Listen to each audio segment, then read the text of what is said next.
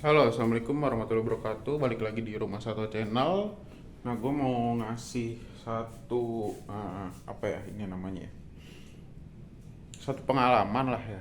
Satu pengalaman yang ini akan menjawab kenapa gue selalu mementingkan alas kandang di kandang peternakan atau di kandang ternak ya.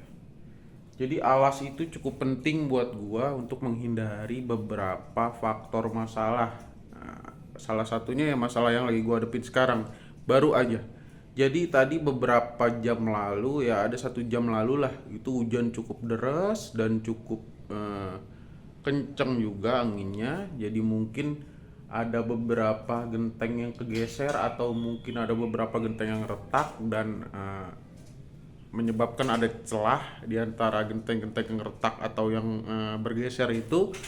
Jadi angin atau air yang didorong dengan angin juga itu bisa masuk dan cukup banyak masuknya ke dalam kandang ternakan ya. Ini kandang ternak kan ada 1, 2, 3, 4, 5 kandang dan lima-limanya cukup basah. Mungkin bisa dibilang juga banjir, tapi karena ada alas yang memadai ya, yang cukup lah menurut gua, jadi hanya melembabkan di bawah aja. Tapi itu bukan masalah menurut gua kalau di dasar doang. Tapi ini ada masalah di beberapa glodok juga terkena juga dampaknya ya. Kita lihat aja ini ya. Nah, ini udah kelihatan banget nih ya. Ini kelihatan banget glodoknya basah. Glodoknya basah. Ini tuh ya, kalian bisa lihat ya tuh, yang di sebelah ini nih di jari gua nih, ini nggak basah ya, cukup demek lah atau lembab, tapi yang di depan tuh masih basah. Kemungkinan ini masuk juga ke dalam gelodoknya, kemungkinan, tapi hanya netes-netes saja. Nah, ini juga ini gua baru pantau tadi setelah hujan. Ini netes 1 ekor. Tadi pagi gua pantau belum netes dan kemungkinan pas hujan tadi dia netesnya, kelembapan lagi tinggi, cangkang kemungkinan akan jauh lebih lunak. Jadi anakannya mendorong cukup mudah ya, mendorong si cangkang telurnya atau merusak cangkang telurnya untuk dia keluar. Jadi oke, kita balik lagi ke tadi ya, seberapa penting alas di kandang ternak. Nah ini kita lihat. Nah ini kalian bisa lihat ya, ini cukup basah atau lembab banget tuh. Bahkan di tembok-tembok bagian pinggirannya itu udah kelihatan banget tuh ya. Ini kalau di video nggak kelihatan sih, tapi kalau dipegang langsung ini masih lembab banget di area dinding atau di area pinggir-pinggir kandangnya.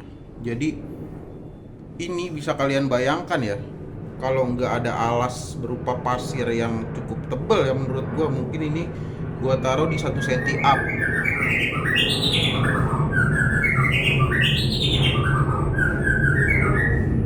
Nah mungkin ini gua taruh di 1 cm up, biar kenapa, karena gua beberapa kali juga mengalami hal yang kayak gini ya. Jadi ya memang ini bisa kalian lihat tuh ya, ini di dalam rumah, tapi nggak menutup kemungkinan dong rumah kita lagi kondisi bocor atau memang lagi berpotensi untuk memungkinkan celah-celah yang begitu kecil memasukkan air karena hujannya dibarengi sama angin yang cukup kencang juga. Jadi ini mungkin salah satu antisipasi dari gua, dan menurut gua sangat penting ya. Sangat penting untuk kandang itu kita kasih alas berupa ya, bisa juga dari pasir, bisa dari tanah. Kalau pasir apapun lah itu ya. Cuman untuk kualitasnya mungkin lebih bagus di pasir pantai kalau kalian mudah mendapatkannya. Tapi kalau jauh dari pantai atau susah mendapatkannya di tempat kalian, ya bisa jadi diganti dengan pasir-pasir pada umumnya, pasir bangunan gitu ya.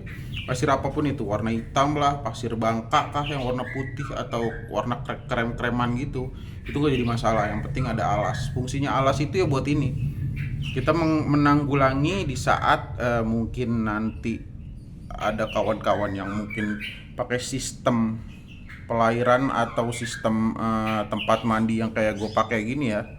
Jadi paralel ini, dari ujung ke ujung dia nyambung. Ini kan nggak menutup kemungkinan saat kita ngisi atau saat kita lagi ngeganti airnya kita lupa ya. Itu nggak menutup kemungkinan, namanya manusia, itu manusiawi ya. Lupa itu manusiawi. Jadi gue beberapa kali juga lupa dan luber. Ini bisa kalian bayangkan kalau lagi luber atau lagi hujan kayak gini, dia nggak ada alasnya, ini akan becek banget. Ini akan becek banget, nggak lembab doang. Ini kan lembab aja ya. Jadi Murai suka dengan kelembab ini nih, tapi kemungkinan dia akan terganggu juga kalau terlalu lembab atau becek gitu ya, karena dia hanya main atau suka di tempat yang lembab. Nah, ini amat sangat terlihat sih. Nah, ini ada tuh. Ini sampai menggenang di baskom tempat makan atau tempat jangkriknya ya. Ini harusnya langsung diganti nih. Kita keluarin aja lah. Nah, ini sebagai contoh aja ya tuh. Ini cukup banyak berarti tadi nih. Dan memang cukup deres, bahkan deres banget sih tadi hujannya. Nih. Ini bisa kalian bayangkan ya, kalau nggak ada pasirnya, ini akan menggenang.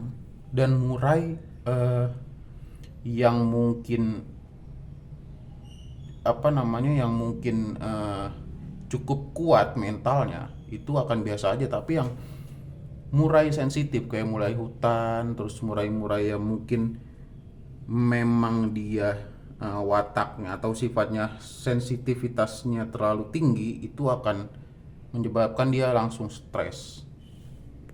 Dan kacaunya lagi apa? Ketika si murai yang sensitif ini sedang meloloh atau sedang mengeremi telur, itu kalau terganggu sedikit aja atau tidak nyaman sedikit aja, itu bisa langsung dibuang telur atau anaknya, bisa langsung dibantai.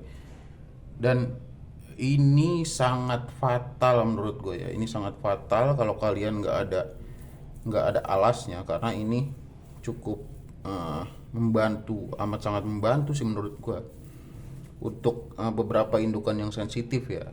Kita kan nggak tahu ya indukan sensitif yang mana, indukan yang mentalnya baja atau yang nggak keganggu sama sekali dengan hal apapun yang kita buat di kandang ternak. Itu kan kita nggak tahu kalau kita nggak pernah nyoba atau nggak pernah ngerasain.